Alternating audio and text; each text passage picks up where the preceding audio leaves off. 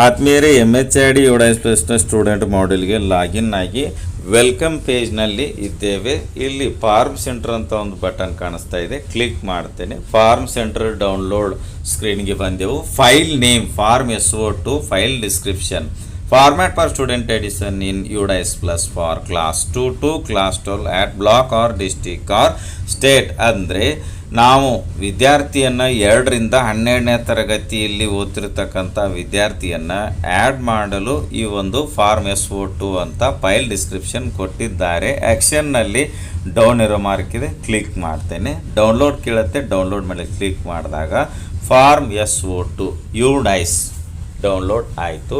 ನೋಡಿ, ಈ ಫಾರ್ಮ್ಯಾಟನ್ನು ನಾವು ಯಾಕೆ ಬಳಸಬೇಕು ಅಂತ ಕೊಟ್ಟಿದ್ದಾರೆ. For the students whose profile was not created missing in UDISE student list of previous academic year.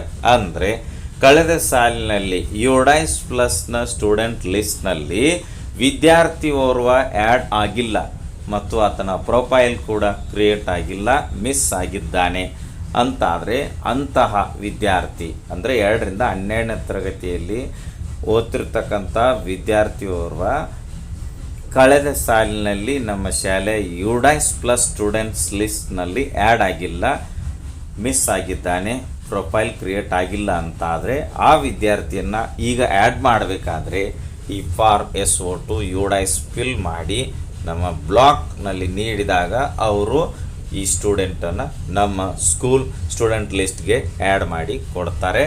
ಈ ಫಾರ್ಮ್ ಫಿಲಪ್ ಮಾಡಬೇಕಾದ್ರೆ ಇಲ್ಲಿ ಮೇಲ್ಗಡೆ ಸ್ಕೂಲ್ನ UDISE code, school name, UDISE district name, UDISE block name details fill ಮಾಡಬೇಕು.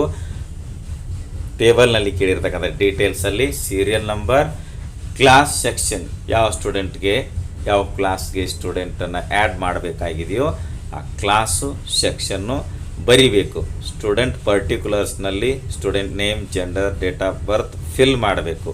Parent details father mother name entry ಮಾಡಬೇಕು.